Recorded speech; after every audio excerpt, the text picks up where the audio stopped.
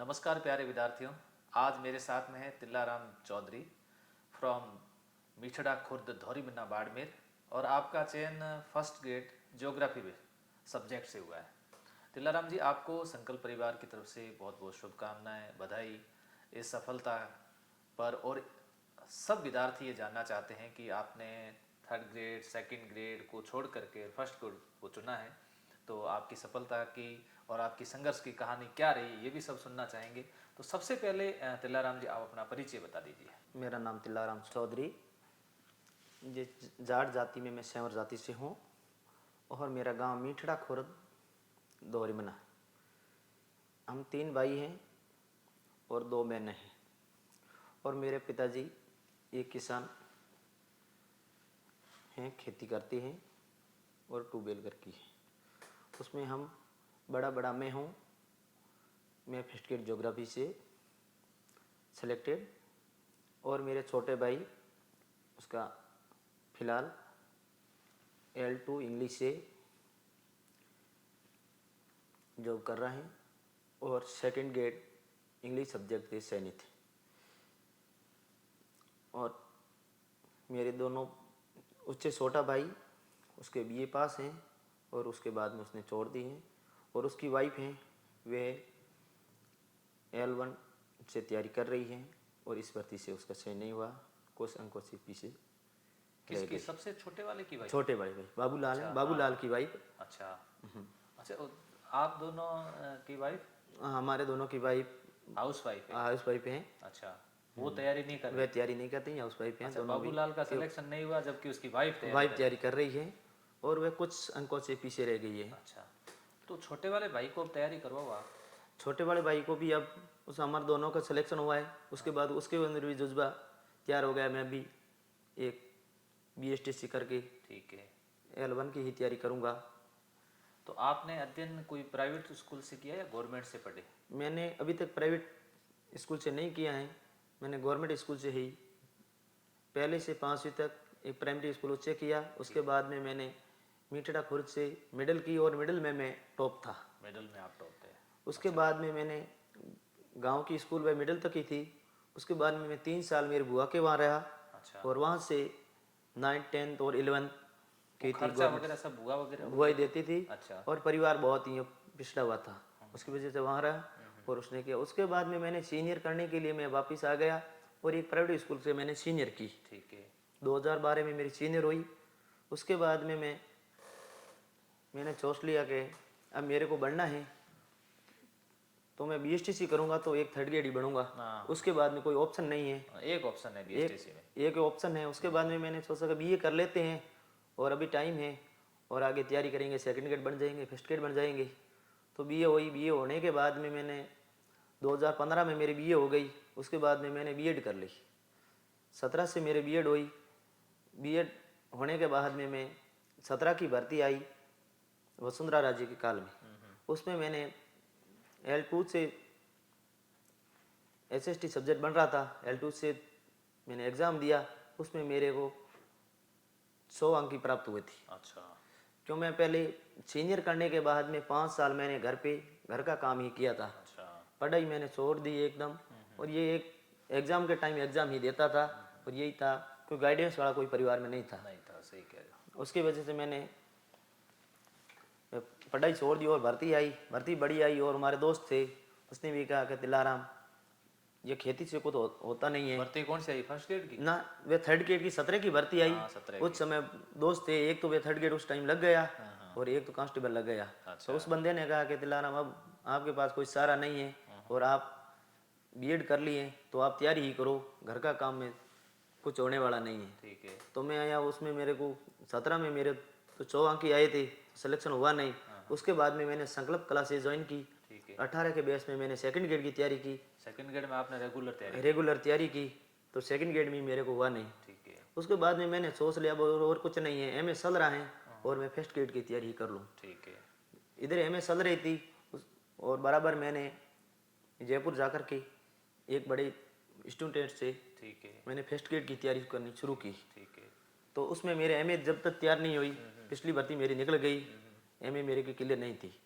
उसके बाद में मैंने कोरोना आ गया कोरोना के बाद में ये भर्ती आई 21 की, तो उसमें मेरे को मन नहीं लग रहा था कि मैं थर्ड ग्रेड की तैयारी करूँ। मेरे फर्स्ट ग्रेड की तैयारी की हुई अच्छी थी, थी आपकी, सही कह रहे हो। अच्छी मेरी तैयारी की हुई थी फर्स्ट ग्रेड की। तो मैंने सोचा मेरे पास मटेरियल है और मैंने फर्स्ट ग्रेड की ही मैं तैयारी करूँगा, थर्ड ग्रेड की तैयारी करूँगा तो मेरे पास मटेरियल तैयार करना पड़ेगा, मटेरियल तैयार करने में समय लग जाएगा और एग्ज़ाम हो जाएगी। कंटिन्यू मैं फर्स्ट ग्रेड की तैयारी करता रहा। ऊपर दोबारा और आ गई है थर्ड ग्रेड की भर्ती, तो उसमें मेरे दोस्त थे वही भी कह रहे थे आप थर्ड ग्रेड की तैयारी करो, फर्स्ट ग्रेड की भर्ती नहीं है, फर्स्ट ग्रेड में क्या करोगे और कब भर्ती आएगी, कब करेगी। मैंने कहा मेरे को अब फर्स्ट ग्रेड की ही तैयारी करनी, जब भी आएगी मेरे को फर्स्ट ग्रेड बनना, एक ही मेरा लक्ष्य है। दोस्त आपको थर्ड ग्रेड बनाना चाहते थर्ड ग्रेड की तैयारी के लिए वे बोल रहे थे। या सेकंड ग्रेड? हाँ नहीं, ओनली फॉर थर्ड ग्रेड की। साथ में थर्ड ग्रेड L1 की थी, उसने कहा कि थर्ड ग्रेड की L2 की करनी थी। मेरे को L2 की करनी थी। उधर मेरे SST सब्जेक्ट था, तो मैंने कहा इतना मटेरियल तैयार होगा नहीं और होना है नहीं कुछ, एंड मैं फर्स्ट ग्रेड का ही मेरे पास मटेरियल और मैं फर्स्ट ग्रेड की तैयारी करूँ। उस मटेरियल आधार से मैंने फर्स्ट ग्रेड की तैयारी शुरू कर दी। बहुत बड़े जिद जाते 1 जनवरी 2022 लगते ही मैंने सोशल मीडिया जो भी है फ़ोन से डिलीट कर दिया। ठीक है। सिर्फ ओनली किसी का फ़ोन इमरजेंसी आता तो मैं फ़ोन अटेंड करता, बाकी फ़ोन साइलेंट ही रखता था। उसके बाद में मेरे एग्ज़ाम हुई, 15 अक्टूबर का फर्स्ट पेपर हुआ और 16 अक्टूबर का मेरा सब्जेक्ट पेपर हुआ और 18 अक्टूबर को मैंने व्हाट्सअप इंस्टॉल किया था। उसके बाद में तो ये तुलाराम जी, अभी जैसे आपने कहा हमारी आर्थिक स्थिति कमजोर थी, थी तो आप जयपुर गए, फिर उस समय खर्चा वर्चा किसने दिया? जयपुर गई कि उस समय मेरे खर्चा मैंने, ये तो गांव में चलता है वे ब्याज चलते हैं, ब्याज से मेरे पिताजी ने पैसे लिए, ब्याज से लिए। उसके बाद ब्याज से पैसे से मैंने वह तैयारी की। कम से कम उस समय भी मेरे को 70-80 हज़ार रुपये मेरे को लग गए थे बस जयपुर रहने के खाना खर्चे के। और मेरे को दोनों पेपर मैंने लिए थे उस टाइम, दोनों पेपर मेरे 22,000 रुपये मेरे को फीस हो गई थी। ठीक है। हाँ, 70-80 हाँ, 22,000 रुपये सब्जेक्ट की, 12,000 और 10,000 रुपये फर्स्ट पेपर के ले लिए। ब्याज वाले पैसे दे दिए वापस? वह दे दिए और मेरा था। उसके बाद में मैंने वह जीरा तैयार और जीरा बेच करके मैं उसको वापस लौटा दिए। अच्छा, पापा जी के आपके परिवार के अलावा किसी ने सहयोग किया आपको? किसी ने नहीं सहयोग किया मेरे को, ससुराल पक्ष वालों ने? ससुराल पर उसके बाद में मेरा कोरोना के बाद में मैं तीनों भाई थे अलग हो गए थे। ठीक है। मेरे से छोटे वाला भाई है, उसके साथ में मेरे पापा और मम्मी रहने लगे, मैं अकेला ही था। ठीक है। तो मैंने घर वालों को ऐसे ही बोल दिया मेरे वाइफ को, जब तक मेरा सिलेक्शन नहीं होगा तब तक मैं घर नहीं आऊँगा। अच्छा, ये कह दिया आप? यह कह के मैं निकल गया। इधर से बाद मैं सरकार से मेरे को लाभ मिलना शुरू हो गया, बेरोजगारी भत्ता शुरू हो गया मेरा 4500 रुपये।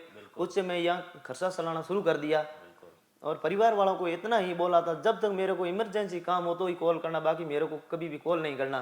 जब आप ऐसे घर से कह के निकले तो उस वाइफ के ऊपर क्या बीती होगी बताओ, है ना? वह वाइफ तो वैसे ससुराल वहीं रहती थी। उसको कहना जहाँ भी हो आप वहीं रहो, जब तक मैं घर नहीं आऊँ तब। तो वो अपने पियर रहती थी? वह पियर रहती थी और पियर वालों ने जो भी सहयोग किया वहाँ भी किया और मेरे भी जरूरत होती तो वह भी मेरे को भी सहयोग करते थे। मेरे परिवार से उसके बाद में मैंने अलग होने के बाद में मेरे परिवार से 1% भी मेरे को सहयोग नहीं मिला। फिर सारा आप गवर्नमेंट में जो ये आपके भत्ता वगैरह आता था इसी से फायदा मिल जाता? इसी से मैं आगे तैयारी कंटिन्यू रखा। मेरे एक ही लक्ष्य था, जब तक मेरे को सेलेक्टेड नहीं होगा तब तक मैं गाँव नहीं जाऊँगा। अच्छा, तो फिर अब सिलेक्शन जब पहली बार जब आपको पता चला कि मेरा सिलेक्शन हुआ तो आपने सबसे पहले किसको बताया? मेरा दोस्त था, मैं शुरुआत में बाड़मेर आया था, 2018 लगते ही मैं बाड़मेर आया था। उस समय मेरा दोस्त था, यहाँ के था, बासडाऊ का था एक सियाग। अभी मेरे ऊपर फोन आ रहे हैं, उसको मेरे ऊपर फोन आएगा, तिलाराम आपका फाइनल रिजल्ट आ गया है, सिलेक्शन हो गया एंड आप आपका रोल नंबर देखोगे। अच्छा। मैंने रोल नंबर डाल किया और मेरा सिलेक्शन, मैं कहा भाई साहब मेरा सिलेक्शन हो गया। उसको मैंने 500 रुपये की बधाई दी। मैं कहा धन्यवाद है आपको। एंड अभी भी वह मेरे लिए, पहले उसका भी, वह भी बेरोजगार था और वह अब चला गया भाटिया और उसका सेकंड ग्रेड SST में अब सिलेक्शन हो गया। मेरे को बहुत बड़ी खुशी है कि मेरा दोस्त था, प्रथम दोस्त था बाड़मेर के अंदर, और उसको मेरे होने के बाद में, उसके बाद में मेरे भी लेके मेरे दोस्त का सिलेक्शन हो जाए तो मेरे को बहुत बड़ी खुशी होती है। वे आज भी मेरे लिए सोरे पे खड़ा हुआ है कि तिलाराम आप आओ। अच्छा, अभी मिलने के लिए अभी कॉल आया मेरे पास। आपने किसको बताया सिलेक्शन का सबसे पहले? सबसे पहले मेरे मम्मी को बताया, मैंने फोन किया। अरे वाह, देखो माँ होती है। मम्मी को बोला कि मेरा सिलेक्शन हो गया। मेरा भाई का पहले वैसे रिजल्ट आ गया थर्ड ग्रेड का, उसके बाद में मेरा नहीं आया, तब मेरी मम्मी को नींद नहीं आ रही थी। हो, क्या बात है, खुशी के आंसू है।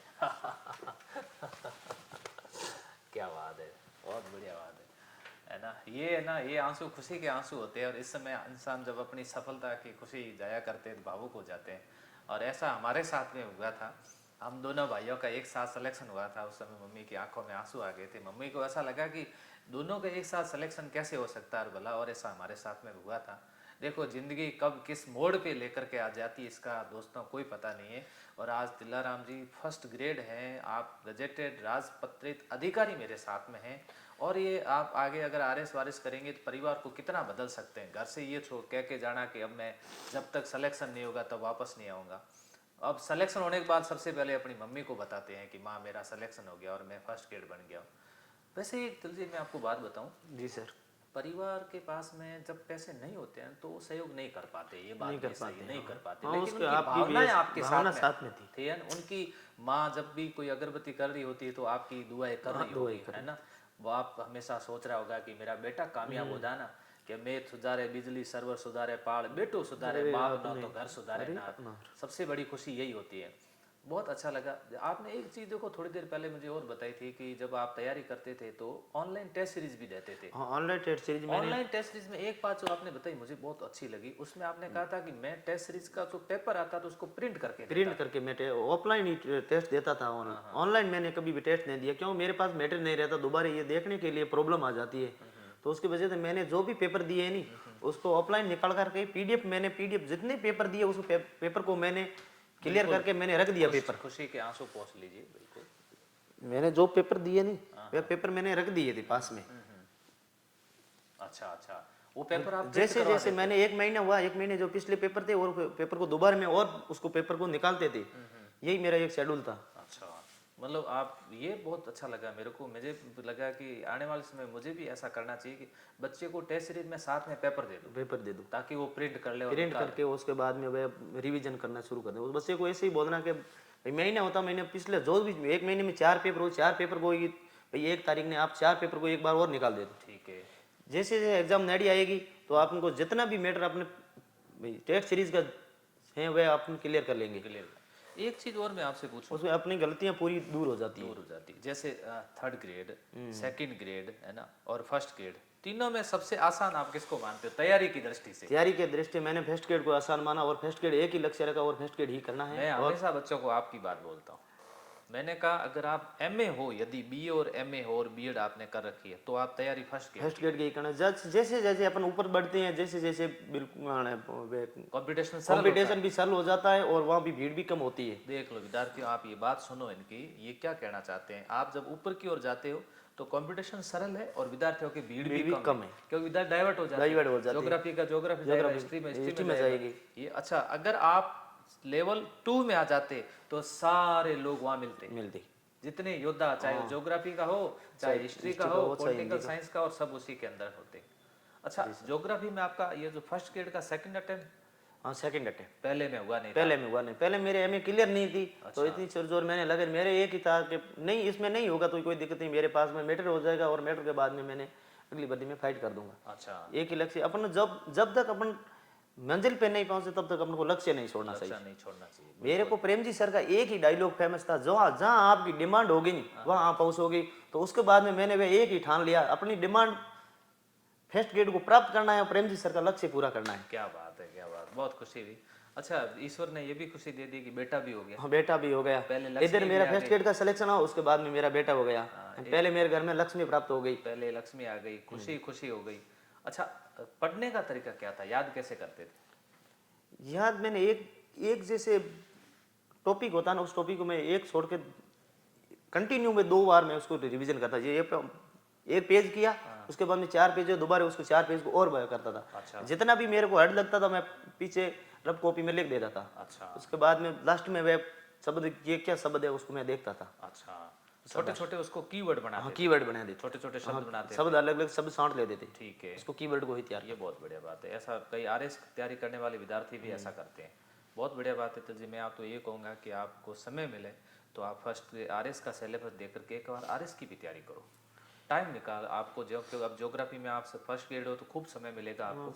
जिस स्कूल में जाओगे तो आपको 2 लेक्चर लेने पड़ेंगे। अगर आप अब देखो परिवार के अंदर वही पिताजी जो ब्याज पे पैसे लाते हैं और आज उसी पिताजी का बेटा राजपत्रित अधिकारी है, इससे बड़ी बात क्या हो सकती है। एक बेटा सेकंड ग्रेड है और एक बेटा और अभी तैयारी करेगा तो वो भी आगे बढ़ेगा। अब विद्यार्थियों को आप क्या कहना चाहते हो, आपका संदेश क्या है? मैं विद्यार्थियों को ये भी कहना चाहता हूँ जब तक अपन तैयारी करते हैं तो सोशल मीडिया से दूर रहना है। घर से अपन निकल गए है बैग लेकर के, तो उसको भाई अपने माँ बाप हैं उसका सपना पूरा करना है, तो होगा सपना साकार। अपन आ गए घर से, घर वाले पैसे देते हैं, इधर अपन फालतू के पैसे घुमाते हैं, एक बाजार जाते हैं, एक कहाँ पे जाते हैं, भाई किराया तो वह शुरू होता है, उसके बाद में किराया तो लगेगा अपना, तो अपन को वह भी देखना अपना किराया लग रहा है तो उस किराए को वसूल करना है। क्या बात है, बहुत बड़ी बात है। किराए को वसूल करना और माँ बाप के सपने को भी साकार करना, ये भी जरूरी है। बहुत अच्छा लगा तिल्लाराम जी आपसे बात करके, और मुझे बहुत खुशी हुई कि वास्तव में आप में वो जुनून था और जुनून आपने करके दिखाया। लोग तो सोशल मीडिया में उलझे पड़े हैं, हकीकत बात तो ये सबसे बड़ा दुश्मन सोशल मीडिया ही है। मीडिया, ये फेसबुक, इंस्टा और व्हाट्सएप, तीन। और आपने कहा कि मैंने सब डिलीट कर दिया था, एक सिर्फ टेलीग्राम रखा। टेलीग्राम रखा, सूचना के वास्ते जो भी अपने इंपॉर्टेंट सूचना होती है वह टेलीग्राम से अपन को प्राप्त हो जाती है। आजकल तो नोट्स भी उसमें मिल जाते हैं, नोट्स वगैरह सारी सब टेलीग्राम में आ जाते आ हैं। जाते हैं। सही कह रहे हो। 1 2 3 इंस्टीट्यूट कोचिंग क्लासेस के टेलीग्राम ज्वाइन कर लो बस, वहाँ पर आपको अच्छी सी चीजें मिल जाएगी और उससे आपको फायदा मिल जाता है। तो बहुत बहुत बधाई, शुभकामनाएं। थैंक यू और एक बार पुनः सर।